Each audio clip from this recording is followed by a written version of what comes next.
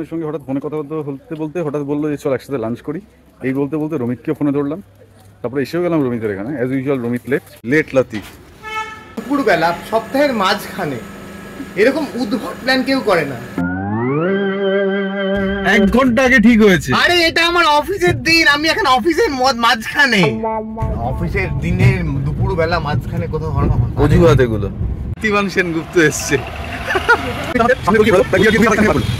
এই যে পুরো ফাটা রোড আউট।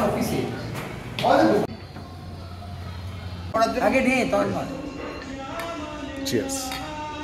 রমিত এখনো আশায় আছে যে ও অফিস জয়েন করবে। পৃথিবী উল্টে গেলে আমাকে আজকে জয়েন করতেই হবে বলে। রমিত বোস আমাদের আগে বেরিয়ে গেছে, আমরা ছেড়ে দিলাম। অনেক হাতে পায়ে ধরছিল যে অফিস আছে ইত্যাদি আছে, তাই তো? একদম রোহিত সব বরাবরই বেইমান, বরাবরই বেইমান।